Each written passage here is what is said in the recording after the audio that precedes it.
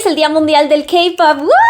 Claro que les tenía que traer contenido en este día tan especial. Fíjense, mis hermosos aretes K-Popers. Claro que sí, andamos en el mood completo. Yo soy fiel creyente de que el K-Pop llega a tu vida para cambiarla para siempre, por lo menos así fue en mi caso. Pero muchas veces no conocemos el origen del K-Pop. Y también creo que no se habla lo suficiente acerca de la evolución de este género, porque en el 2019 se veía muy colorido y había unas paletas de colores súper loquísimas y conceptos de todo tipo. Ahora en la actualidad las paletas de colores son más, no sé si llamarlas aburridas, por así decirlo, tal vez más sofisticadas, más planas. Y creo que es una evolución bastante interesante. Todo el rollo del K-Pop comenzó por ahí de los años 90. Estamos hablando de una Corea que socialmente está devastada, porque en décadas anteriores no solamente había pasado por guerras de liberación, revoluciones y demás, sino que también estaba en un ambiente político muy delicado. Hubo un tiempo que incluso cualquier persona que intentara hacer música era encarcelada por un gobierno militar autoritario que había llegado al poder en ese entonces. Estaban muy de moda las canciones que eran más tipo balada, como canciones más tristes y melancólicas que reflejaban el sentir de los coreanos en ese momento, de haber vivido en un país que no solamente se encontraba en crisis económica, sino que también había pasado por guerras. Después nació el género popular de ese entonces, que era el trot, que es básicamente música como muy alegre, bastante repetitiva y como que era el clásico en ese entonces. Pero hubo una mente millonaria que volteó a ver el mercado musical en los Estados Unidos y vio que estaba en tendencia que el hip hop, que el rock y el R&B, y dijo, ok, ¿cómo puedo traer eso a este lado del mundo, al país de Corea? Fue así como emergió el grupo que lo cambió todo, Seo-taeji and Boys. Estos eran 3 chicos que le mostraron a Corea música que nunca habían escuchado antes, que incluso se consideraba rebelde. Es que sí, en esa época ellos desafiaron todos los estándares del momento, que era música muy tranquila o música tipo trot. Pero Seo-taeji and Boys empezó a llamar la atención no solamente por ser diferentes, sino que también eran una mezcla de muchas cosas, era algo muy nuevo, porque no solamente cantaban, sino que sus presentaciones eran toda una experiencia para los coreanos. Y es así como Seo-taeji and Boys es considerada la primera banda o el primer grupo del K-Pop, representando la próxima máquina del entretenimiento en Corea del Sur, ya que no solamente eran artistas que hacían sus canciones y las cantaban a un público, sino que ponían todo un performance, todo un show. Bailaban, se vestían de manera diferente, incluso imponiendo tendencias de moda, y tenían un carisma y personalidad distinto a los artistas de esas épocas. Fue gracias a ese potencial que se vio en Seo-taeji and Boys que comenzaron a surgir las agencias del K-Pop y a crear grupos, aunque todavía no existía el sistema de creación de grupos y de entrenamiento como existe hoy en día. Esto es algo que yo considero bastante interesante, como un dato curioso que no muchos K-Popers saben. Tanto el fundador de JYP como el de SM y el de YG fueron idols. Bueno, en ese entonces no se conocían como idols, pero fueron artistas de la primera generación del K-Pop. De hecho, el fundador de YG Entertainment estuvo en Seo-taeji and Boys. Fue así como comenzó la primera generación del K-Pop, con grupos que destacaron bastante como SES y Hot. SM Entertainment fue la primera agencia que comenzó a implementar todo el sistema de entrenamiento del K-Pop para perfeccionar a los grupos que saldrían al mercado. Con el cambio de milenio, tanto SM como JYP y YG ya eran unas empresas un poco más consolidadas. Fue aquí cuando comenzó a surgir el concepto de idol, porque los coreanos comenzaron a dividir, decían de, ok, no todos los idols son artistas. Y fue aquí cuando comenzó el debate entre artista y idol. Los idols cantaban y bailaban y hacían cosas increíbles, pero en realidad eran productos cuidadosamente diseñados, o sea, ellos no siempre estaban a cargo de la producción de sus canciones o de sus conceptos. Por lo tanto, los coreanos ya no los consideraban artistas, sino que crearon esta otra categoría de idols, que son básicamente, bueno, como lo ven los coreanos, muñecos diseñados a la perfección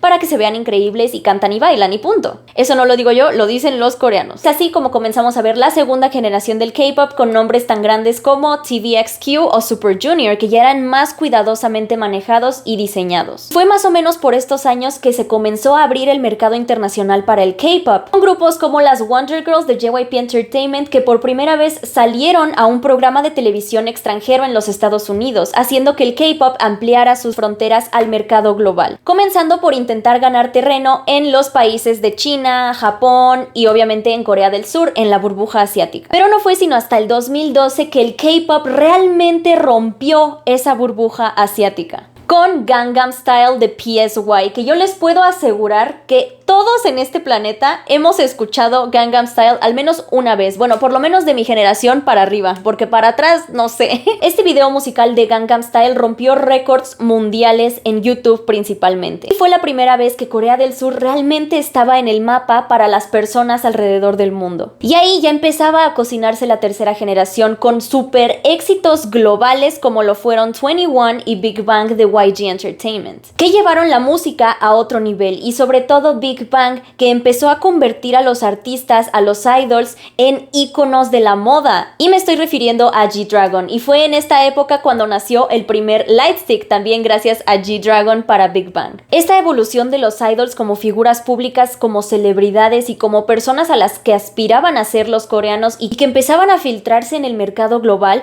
ya no eran solamente cantantes o bailarines, sino que ahora podían convertirse en embajadores de marcas súper importantes. Posteriormente, con todo el avance de las redes sociales y con las bases que ya habían sentado las generaciones anteriores, comenzaron a surgir los grandes grupos de K-pop y realmente explotó la ola coreana alrededor del mundo. Es aquí cuando entran grupos legendarios como BTS, Blackpink y Twice, que no solamente lideraban las tendencias domésticas, sino que marcarían el punto de inflexión exacto en el que la industria del K-pop se volvería global, estableciendo las bases de fans internacionales que tenemos hoy en día. Y es aquí cuando personalmente empecé a notar el cambio en lo que conocíamos antes como el K-pop y lo que es hoy en día. Porque para mí el 2019 fue el último año que pudimos ver en los videos musicales del K-pop esta esencia que lo hacía tan único, tan especial, era algo loco. Los colores, los peinados, la estética, los conceptos, todo estaba por todos lados y era lo que hacía al K-pop tan único y tan atractivo. Con videos musicales como DNA de BTS, Fancy de Twice, As If It's Your Last de Blackpink, podemos ver toda esta estética de muchísimos colores. Ya pasando de los 2020 fue que esto empezó a disminuir. Esto que hacía al K-pop tan único, me refiero a los colores, conceptos tan variados y toda la locura que caracterizaba tanto al K-pop, comenzó a hacerse más comercial, algo más sencillo de digerir para el público occidental. Si es bueno o malo, eso no me voy a poner a discutirlo, la verdad, porque al final del día es una evolución y es algo que ha funcionado para bien porque el K-pop ha logrado crecer bastante y creo que ya hay otras cosas que lo diferencian más, pero sin duda perdió esa esencia que tenía antes. Ahora empezábamos a ver videos más minimalistas con paletas de colores más modestas, como por ejemplo On de BTS, Pink Venom de Blackpink, y creo que de la santísima trinidad del K-pop nada más Twice aún conserva algunas cosas de la esencia del K-pop. De ese entonces, de antes del 2019, a pesar de que sí hayan madurado